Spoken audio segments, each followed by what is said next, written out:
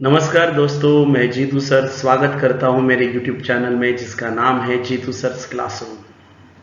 दोस्तों, आज जो टॉपिक हम लोग देखने वाले हैं 8th स्टैंडर्ड का सबसे इंपॉर्टेंट चैप्टर है। लेटर राइटिंग के पॉइंट ऑफ व्यू से बहुत ही आइडियल चैप्टर है जिसका नाम है नाथवन डांस पत्र। इसका नाम है नाथवन डांस पत्र। नाथवन डांस पत्र या पाठाचे लेखक आहेत नंदू नाटेकर। इस पाठ के लेखक है नंदू नाटेकर। अब दोस्तों, नंदू नाटेकर जी ने ये पाठ जो है उनका आजी आजोबांची पत्रे इस पुस्तक से लिया गया। थोड़ी बहुत जानकारी नंदू नाटेकर जी के बारे में मैं आपको देता हूं। लेखक का परिचय। लेखक नंदू नाटेकर दैट इज नंद कुमार नाटेकर, जन्म 1933 और अभी रिसेंट में ही उनकी डेथ हो गई 2021 में। ठीक है। नंदू नाटेकर जी के बारे में आप जानते नहीं होंगे, बट ये बहुत बड़े बैडमिंटन प्लेयर है, नेशनल लेवल वाले। भारत के लिए 15 साल के करियर में 100 से ज्यादा, 100 पेक्षा अधिक पुरस्कार त्यांनी जिंकलेले आहेत। 100 से ज्यादा पुरस्कार उन्होंने जीते दोस्तों, वो भी नेशनल और इंटरनेशनल लेवल के। इधर हमें सोसाइटी के पुरस्कार जीतने में टाइम लगता है, इन्होंने तो नेशनल लेवल के पुरस्कार जीते। ठीक है। 6 बार मेंस सिंगल नेशनल चैंपियन, 6 बार मेंस डबल नेशनल चैंपियन और मिक्स डबल में 5 बार नेशनल चैंपियन वो रह चुके। इतना कंटिन्यूएशन में कर पाना बहुत डिफिकल्ट है दोस्तों। अर्जुन पुरस्कार 1961 में मिला था। समझा ना, अर्जुन पुरस्कार मिलना मतलब कितनी बड़ी बात होती है दोस्तों। ठीक है। अब आगे बढ़ते हैं, पाठाची प्रस्तावना बघूया आपण। प्रस्तावना आहे, नातवंडांस पत्र हा पाठ नंदू नाटेकर यांनी लिहिला आहे। नातवंडांस मतलब ग्रैंड चिल्ड्रंस, अपने बच्चों के बच्चे।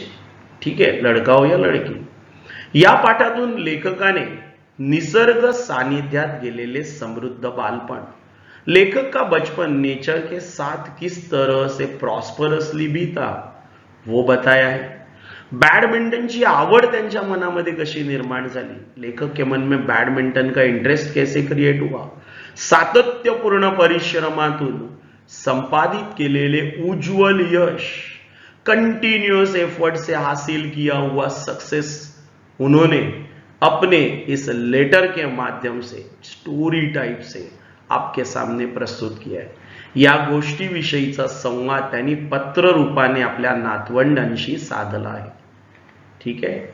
तो नंदू नाटेकर इस पाठ के लेखक है और या पाठातून लेखकाने निसर्ग सानिध्यात, नेचर में बीता हुआ उसका बचपन, उनकी बैडमिंटन का उनका इंटरेस्ट और कंटिन्यूअस एफर्ट से अचीव किया हुआ सक्सेस, या 3 गोष्टी त्यांनी आपल्या नातवंडांबरोबर शेअर केलेल्या आहेत। समृद्ध बालपण, बैडमिंटनची आवड आणि सातत्यपूर्ण परिश्रमातून अचीव केलेलं यश। ठीक है। तो दोस्तों देखते, नंद कुमार नाटेकर जी को 4 ग्रैंड चिल्ड्रंस थे। एक लड़का, उसका नाम था उद्धव, और 3 लड़कियां, मेघा, मिहिका, जाह्नवी। ये उनकी ग्रैंड डॉटर्स है। उद्धव उनका ग्रैंड सन है। ठीक है। तो लेटर की शुरुआत, जब बड़े लोग लेटर की शुरुआत करते तो उनका लेटर का स्टार्टिंग आता है अनेक आशीर्वाद। आशीर्वाद म्हणजे काय, ब्लेसिंग्स, दुआ। ठीक है। नंद कुमार नाटेकर जी ने क्या लिखा है दोस्तों, देखते हैं। निदान कितीदा तरी माझ्या मनात येते। देखो नंद कुमार नाटेकर जी ने क्या लिखा है दोस्तों, वो देखते हैं। कितीदा माझ्या मनात येते की तुम्हा चौघांबरोबर बसून तुमच्याशी मनसोक्त गप्पा माराव्या। मनसोक्त म्हणजे मन भरून, जब तक मन समाधानी नहीं होगा तब तक। आणि मी माझे बालपण कसे घालवले ते तुम्हाला सांगावे। दोस्तों, नंद कुमार नाटेकर जी कहते, कितनी बार मेरे मन में विचार आता है कि तुम चारों के साथ, मतलब उद्धव, मिहिका और बाकी के जाह्नवी, मेघा, इनके साथ में तुम लोगों के साथ बैठ के गप्पे मारो और मेरी यादें तुम्हारे साथ शेयर करो। मैंने मेरा बचपन कैसे बिताया। क्यों? क्योंकि आने वाले जनरेशन को एक गाइडलाइन मिलता है। जब बड़े बुजुर्ग लोग अपनी यादें हमारे साथ शेयर करते तो वो उनके अनुभव हमें देते रहते हैं दोस्तों, और हर बार हम उस अनुभव से प्रॉस्परस बनते हैं। और इसी वजह से बड़े बुजुर्गों के ब्लेसिंग्स के साथ साथ उनकी यादें, उनका वो ज्ञान जरूरी होता है। ठीक आहे ना? म्हणून नंदकुमार नाटेकरजी म्हणतात, मी माझे बालपण कसे घालवले ते तुम्हाला सांगावे, माझे शाळा कॉलेजातले दिवस कसे होते ते सांगावे, मेरा स्कूल कॉलेज, कॉलेज म्हणजे महाविद्यालय, मेरे स्कूल के कॉलेज के टाइम के डेज कैसे थे वो मैं तुमको बताऊं। आणि पुस्तकातून, पुस्तक म्हणजे बुक, आणि पुस्तकांतून, मित्रांकडून, मित्र म्हणजे स्नेही, फ्रेंड्स, मित्र, दोस्त, स्नेही, सखा, मित्रांकडून आणि शिक्षकांकडून, शिक्षक म्हणजे गुरु, टीचर, मी काय काय आणि कसे कसे शिकलो ते सांगावे। देखो मैं एक तो मैं मेरे स्कूल कॉलेज के दिन कैसे थे वो मैं तुम्हारे साथ शेयर करूं, और मुझे तीन लोगों से मुझे सीखने के लिए मिला। एक पुस्तकातून, मित्रांकडून दोन, आणि तिसरं शिक्षकांकडून। देखो बुक, दोस्त और टीचर हमें सिखाते, मी काय काय आणि कसे कसे शिकलो ते सांगावे। ठीक आहे, अब आगे बढ़ते हैं दोस्तों। आणि सगळ्यात महत्वाचे म्हणजे माझ्या आई वडिलांकडून, तुमच्या पणजी पणजोबांकडून, आई वडिलांकडून, पणजी पणजोबाकडून। पणजी म्हणजे वडिलांची किंवा आईची आजी, पप्पा की ग्रैंडमदर या मम्मी की ग्रैंडमदर, तो तुम्हारे लिए होगी वो ग्रेट ग्रैंडमदर। समझे ना? तुमच्या पणजी आणि पणजोबाकडून, पणजोबांकडून मतलब ग्रेट ग्रैंडफादर के पास है, बोथ पैटर्नल मैटर्नल। पणजोबांकडून, त्यांच्या मायेतून, त्यांच्या प्रेमातून मी काय शिकलो हेही तुमच्याशी बोलावे। ये तीन लोग मतलब गुरु, पुस्तक और मित्र, ये तो मुझे सिखाते ही सिखाते, इसके अलावा भी मैंने तुम्हारे पणजी पणजोबा मतलब मेरे मम्मी पापा से क्या क्या सीखा ये मैं तुमसे शेअर करू। बरोबर आहे की नाही? तुमच्या पणजी पणजोबांकडून मी काय काय शिकलो हे सुद्धा तुमच्याशी बोलावे। पण प्रत्यक्षात तुमच्याशी बोलताना मन मोकळेप्रमाणे मनासारखे बोलताच येते असं नाही, म्हणून वाटलं की तुम्हाला पत्र लिहून सांगावं। बट प्रत्यक्षात इन प्रेझेन्स ऑफ, पर्सनली, हमेशा मन मोकळेपणाने, मोकळेपणाने म्हणजे कसं? विदाउट एनी संकोच, freely, hesitation, without any hesitation, मनामध्ये कोणताही संकोच न बाळगता, विदाउट हेजिटेशन तुमसे कुछ बोलूं। बट हर बार मन से ऐसे बोलने के लिए नहीं मिलता, इसीलिए मैंने डिसाइड किया कि पत्र लिखूं तुम्हें। पत्र मतलब चिट्ठी। तो बात उन दिनों की है। मी शिकायला सांगलीला होतो। सांगली ये है महाराष्ट्र, और ये जो शेडेड भगवा रंग है वो है सांगली, इसको थोड़ा सा अलग करते हैं, ये है सांगली, बस ठीक है। ये सांगली, मी सांगलीला होतो। सांगली हे महाराष्ट्रातील एक गाव आहे। आमच्या शाळेला खूप मोठे मैदान होते आणि त्याच्या समोर एक बाग होती, उसके सामने एक बगीचा था। मैदान म्हणजे क्रीडांगण आणि बाग म्हणजे बगीचा, उद्यान, गार्डन। आम्ही तिथे मनसोक्त खेळायचो, हुंदडायचो। खेल कूद होता है ना दोस्तों, खेलते थे, कूदते थे, तो आम्ही खेळायचो, हुंदडायचो, झाडांवर चढायचो, झाड म्हणजे वृक्ष, झाडांवर चढायचो, आणि पाऊस आला की त्या चिंब भिजायचो। बारिश आता तो उसमें पूरी तरह से भीग जाते थे। अभी बारिश आता है तो हम क्या करते हैं दोस्तों? रेनकोट पहनते हैं, बारिश में भीगते नहीं है। पण लेखक लहानपणी पावसात भिजायचा, मनसोक्त खेळायचा। तभी मोबाइल नहीं थे। अभी 10 बार मम्मी बोलती है मोबाइल बंद करो, मोबाइल बंद करो, तभी मोबाइल ही नहीं थे, तो दिन भर बाहर खेलते थे बच्चे। फिजिकल ग्रोथ के लिए बहुत जरूरी। निदान सुट्टी मध्ये तरी, अभी तुम्हारे लिए सलाह क्या है, निदान सुट्टीमध्ये तरी तुम्ही तुमच्या मोठ्या शहरांमधून बाहेर पडून थंड हवेच्या गिरीस्थानांवर, गिरीस्थान म्हणजे पर्वतावरील ठिकाण किंवा छोट्या गावी गेलं पाहिजे. एटलीस्ट छुट्टियों में ही सही तुम्हें तुम्हारे बड़े शहरों से बाहर निकलकर माउंटेन्स या हिली एरिया में जाना चाहिए, या फिर छोटे से गांव में तुम्हें तुम्हारा वक्त बिताना चाहिए. पक्ष्यांचे चिवचिवणे, थवे न्याहाळणे, जंगलातील विविध पशूंचे आवाज ऐकणे हा मजेशीर अनुभव असतो. पक्षी मतलब खग, विहंग, बर्ड. थवे मतलब फ्लॉक, पंच. ये देखो उड़ के गया, ये वापस आ रहा है, देखो ये वापस आ गए. कितने पंछी उड़ रहे हैं दोस्तों. ये फ्लॉक, थवे न्याहाळणे, ये देखो मैं भी ऑब्जर्व कर रहा हूं, ये गया. तसे जंगलातील विविध पशूंचे आवाज, अभी ऑब्जर्व करना छोड़ दिया. काफी लोग, काफी बर्ड्स उड़ रहे हैं, छोड़ो, देखो ये रुकते ही नहीं है. जंगलातील विविध पशूंचे आवाज ऐकणे. थवे न्याहाळणे, न्याहाळणे मतलब बर्ड वॉचिंग करना, ऑब्जर्व करना. जंगलातील विविध पशूंचे आवाज ऐकणे. जंगल में बहुत सारे एनिमल्स होते, उनका आवाज सुनो. समझा ना. हा मोठा मजेशीर अनुभव असतो. अनुभव मतलब एक्सपीरियंस, प्रचिति, प्रत्यक्ष ज्ञान. ये बहुत वाइड एक्सपीरियंस रहता है दोस्तों.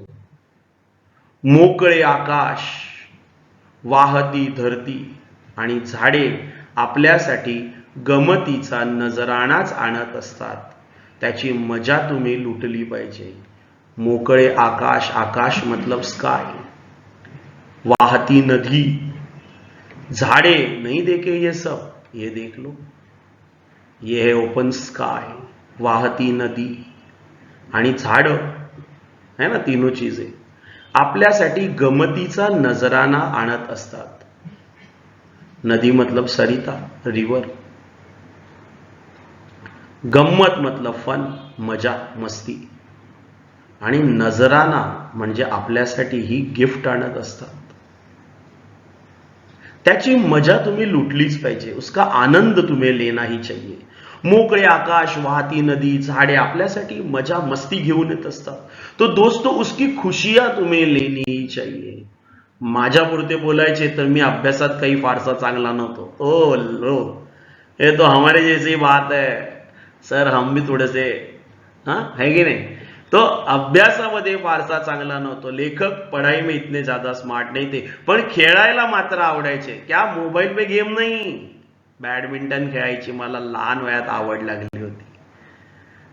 समझा कि नहीं. लेखक क्या दोस्तों मोबाईल पे गेम खेलते नहीं बैठते थे, समझा. तर लहानपणापासून मला बॅडमिंटन खेळायची आवड लागली होती. निरनिराळे चषक, ढाली. चषक मतलब ट्रॉफीज, ढाल मतलब शिल्ड. असे कितीतरी फोटो तुम्ही पाहिले असतील. सातत्याने परिश्रम. ढाल मतलब, चषक मतलब ट्रॉफी और ढाल मतलब शिल्ड. बरोबर आहे ना. असे कितीतरी फोटो तुम्ही बघितले असेल. सातत्याने, कंटिन्युअसली परिश्रम म्हणजेच मेहनत करून मी विजेता खेळाडू होऊ शकलो. खेळाडू म्हणजे स्पोर्ट्समॅन, क्रीडापटू. तो ऐसे कितने सारे दोस्तों आपने मेरे फोटोज देखे होंगे. कंटिन्यूअस एफर्ट से ही मैंने इनको अचीव किया और इंटरनेशनल मैचेस में अपने देश को रिप्रेजेंट किया. आंतरराष्ट्रीय सामन्यात आपल्या देशाचे प्रतिनिधित्व केले. मला अर्जुन पुरस्कार मिळाला, 3 लाख रुपया, और अर्जुन का एक छोटा सा स्टैचू और अपना एक सर्टिफिकेट. ऐसा ये पुरस्कार मिलता है. तो ये नंदकुमार नाटेकर जी को अर्जुन पुरस्कार 1961 में मिला. तुम्ही कोणता ना कोणता खेळ खेळलाच पाहिजे. आप कोई भी खेळ खेळो, तो क्रिकेट खेलो दोस्तों, बॅडमिंटन खेलो, टेनिस खेलो. मग तो क्रिकेट असेल, टेनिस असेल, बॅडमिंटन असेल, तुम्हाला जो आवडेल तो खेळ तुम्ही खेळला पाहिजे. खेळ खेळल्यामुळे आपल्या आयुष्यामध्ये शिस्त येते. हमारे जीवन में डिसिप्लिन आता है. कोणत्याही प्रसंगाचा सामना कसा करायचा, अगदी हरावे लागले तरी कसे हरायचे, ते खेळ आपल्याला शिकवतात. जीवन में आने वाले हर प्रसंग को कैसे फेस करे, हारना पड़ा तो भी कैसे हारे, ये खेलों से हमें सीखना मतलब सीखने के लिए मिळता है. जिंकलो तर जिंकण्याचा आनंद सुद्धा मिळवून देतात. जीते तो जीतने की खुशी भी इन खेलों से हमें मिलती है. प्रत्येकाने दररोज काहीतरी व्यायाम केला पाहिजे. और साथ ही साथ दोस्तों, व्यायाम, एक्सरसाइज, कसरत करना बहुत जरूरी है. सर हमारे पास टाइम नहीं है सर, हम बहुत बिझी है, मला वेळ नाही, ही सबब, ये कारण सांगू नका. Don't give excuses. वेळ नाही म्हणून जेवण करायचे राहते काय? सर समय नहीं, मैं खाना खाना भूल गया.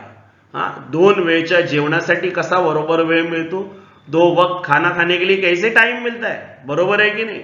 तर तसाच व्यायामासाठी सुद्धा वेळ मिळायलाच पाहिजे. मी म्हणतो ते पट्टे का तुम्हाला? मैं जो बोल रहा हूं वो समझ में आ रहा है ना तुम लोगों को? ठीक लग रहा है ना? जर काही व्यायाम केला नसेल तर आज वयाच्या 66व्या वर्षी सुद्धा मला जेवावेसे वाटत नाही. अगर मैंने आज के दिन व्यायाम नहीं किया तो आज खाना खाने का मेरा मन नहीं होता. At the age of 66 year Nandu Natekar ji ये कह रहे हैं. तुम्ही जसे मोठे व्हाल, शाळा कॉलेजात जाल, तस तसा तुम्हाला कमी कमीच वेळ मिळणार आहे. समझा ना? जैसे जैसे तुम बड़े होते जाओगे वैसे वैसे तुम्हारे लिए समय कम होते रहने वाला है. पण तरी सुद्धा तुम्ही व्यायामासाठी तास 2 तास काढले पाहिजेत. मगर फिर भी तुम्हें व्यायाम करने के लिए घंटे 2 घंटे निकालने जरूरी ही है. फिर व्यायाम खुल्या मैदानातील असो किंवा एखाद्या क्लब मधला असो किंवा व्यायामासाठी बनवलेल्या जिम मधला असो, कहीं पे भी हो, व्यायाम तुम्हें करना जरूरी है. आयुष्यातील प्रत्येक गोष्ट शाळा कॉलेजातच शिकून येत असते असं नाही. समझा ना? मतलब हर बात सिर्फ स्कूल और कॉलेज में ही सीख के आती है, ऐसा नहीं होता है दोस्तों. तुम जैसे जैसे बड़े बनोगे तुम्ही स्वतःचे शिक्षक व्हा. जैसे टेनिस खेलते समय सामने वाले ने टेनिस का गेंद मार दिया तो वो आउटसाइड है या इनसाइड में है ये उसके टप्पे से अपने को पता चलता है कि नहीं? तो हम जैसे उसे चेक करते हैं, उसे खेलने का कि छोड़ देने का ये डिसाइड करते हैं. समझा कि नहीं? पडताळून पाहणे, तपासून पाहणे. वैसे ही अपने जीवन में अपने लिए क्या अच्छा है क्या बुरा है ये तुम्हें समझ में आना चाहिए. म्हणजेच तुम्ही स्वतःवर अवलंबून राहायला शिकले पाहिजे, स्वावलंबी झाले पाहिजे. सेल्फ इंडिपेंडेंट होना चाहिए तुमको. समझ में ना? सेल्फ डिपेंडेंट बनना चाहिए तुमको दोस्तों. आज आपण 3ऱ्या सहस्रकामध्ये प्रवेश करत आहोत. 3,000 में हम एंट्री कर रहे हैं. 2023 में मतलब 3,000 चालू हो गया है. आज संपर्क माध्यम, मोड ऑफ कम्युनिकेशन, दळणवळण कम्युनिकेशन आणि संदेश वहन मतलब भी कम्युनिकेशन चा आवाका, व्हॉल्यूम वाढत आहे, पसारा वाढत आहे. समझा? Mode of communication, means of transportation, coordination बढ़ते जा रहे हैं. आपण आपल्या घरी बसल्या जागी हवी ती माहिती ईमेल, इंटरनेट द्वारा मिळू शकते. अभी तुरंत थोड़ा सर्च मार दिया, तुमको जो चाहिए वो इंफॉर्मेशन मिलता है. कुछ लोग तो अपने स्कूल का प्रोजेक्ट भी इंटरनेट से ही कॉपी पेस्ट करके बनाते. ज्यादा सच्चाई बर्दाश्त नहीं होगी. तरीही तुमच्या मित्रांशी व कुटुंबियांशी असलेला व्यक्तिगत संपर्क तुटू देऊ नका. बेडरूम के अंदर से बैठ के मम्मी को व्हाट्सएप पे मैसेज मत भेजो, मम्मी पानी लाओ, इतना नहीं. समझा?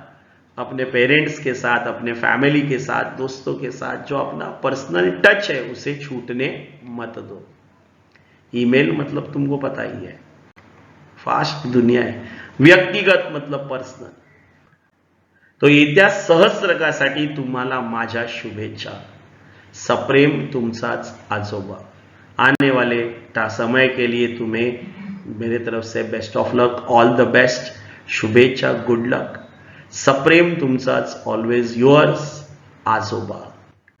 तो दोस्तों उम्मीद करता हूं मेरा ये वीडियो आपको अच्छी तरह से समझ में आ गया होगा.